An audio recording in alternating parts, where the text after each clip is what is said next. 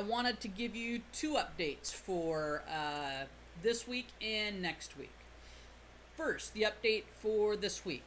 I realized today that I did not upload the research requirement or the research abstract requirements for the final exam part 1. So that is now uploaded. You'll find it on the final exam part 1 writing research abstracts folder on Blackboard. It's right below week 8. So please take a look at that. I'm going to go through it real quick so you have an understanding of what the expectations are for this. Let me open it up here. All right, so what you're going to do is you're going to read a recently published quantitative research article. It's got to be a quantitative scientific study. It can be on your topic. It doesn't necessarily have to be. But if you find something on your topic, fantastic. But this article needs to have been published between January 2017 and now. So make sure that it's a new study, okay? Then what you're going to do is you are going to read that article, synthesize the article, and you're going to write what's called a research abstract. What this is a 500 to 600 word abstract that explains your research paper that you read. And this abstract is going to be written in a very simple, very straightforward way. Now, there's some publication guidelines that you're going to need to pay attention to, because this article abstract is actually part of the Research into Practice department on JOPERD, which is, of course, the Journal of Recreational What are you? Sorry, my dog is kind of wanting some attention. This is Spartacus. But yeah, the JOPERD, Journal of Physical Education, Recreation, and Dance, that is one of the regular departments they have in the journal. So what you're going to do is you're going to write an article abstract following the publication guidelines for Research into Practice. Now, hopefully you'll do a great job. You'll pass the final. You'll go on and do great things. But assuming you do a nice job on this, then I would invite you to go ahead and submit that to JOPERD to see if you can get a publication out of it.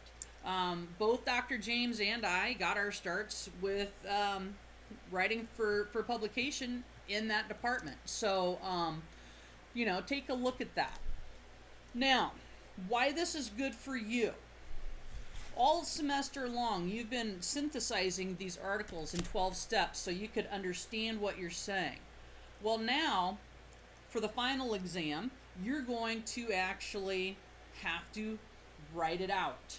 So you're going to write in a very straightforward way, geared towards a practitioner. That would be a teacher or a recreational therapist or a dance instructor or a health teacher. Someone who's in the field practicing. You're going to explain for them what that research is so that they don't have to read that research. That's what you're there for, okay? So this department or this column really is about getting the latest research in the hands of teachers so that they can make changes in their practices. So, you're going to break it down and make it understandable, okay?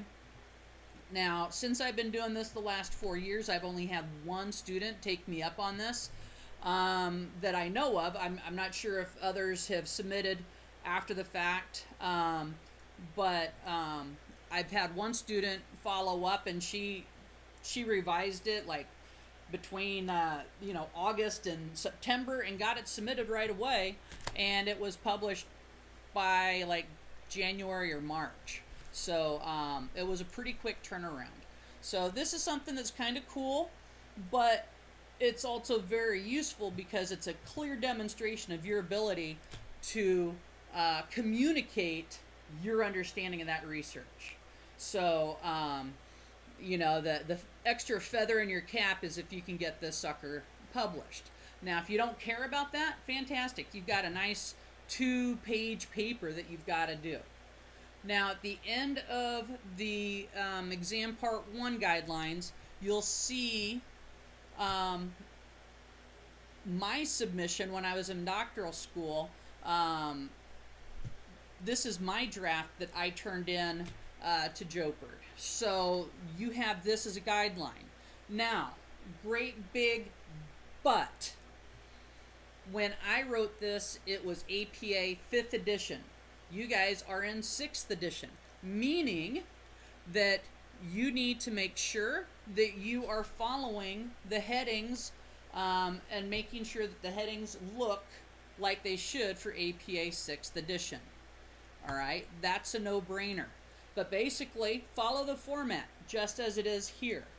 Now, I did post the published version of Jessica's article, only so that you could see how Jopard takes this draft form and turns it into their publication format where they've got their 3 columns. So the reason you've got to have all of the spacing the way you do for this APA 6th edition is that when they put it into their publication, it's going to format into those 3 columns nice and neat. So you don't have to worry about those 3 columns. You just write it like you've been taught. Okay? So that's the end of part 1 on this. The other thing I wanted to talk to you about is next week. Week 9, your 12-step presentation. Now, your 12-step presentation is going to be very much like what I'm doing here. You're going to throw up your webcam on your laptop or your iPhone, and you're going to record your explanation of next week's 12-step analysis. All right? And so when you do this, I'd like you to have some visual aids such as a PowerPoint. Now, next week's folder will have instructions on how to do the PowerPoint and add narration. And so if, say, you don't want to have your face and you're like, I don't want to do the camera thing, then you can do the PowerPoint narration where you just narrate using the microphone in your laptop, or you can hook up your headphones, you can speak into it, and you narrate your presentation and turn it into a video presentation. This is going to be uploaded to the discussion board, and then you will have to watch a certain number of students, your peers' videos, and have discussions with them regarding their articles. So I'll have those explicit guidelines updated next week, but I wanted to give you a heads up on what's coming down the pipe. Now, if you do decide that you want to do the video recording, now I've got this handy little monitor back here. If I was smart enough, I could figure out how to make it to become a monitor, and now I've got a screen behind me. So hey, cool, if you want to do that, you can. Sparty doesn't seem too impressed. So, but I'll have those options for you. And with that, that's all I got. I'm going to be out of town until Thursday. I will try to get some emails out tomorrow night if needed.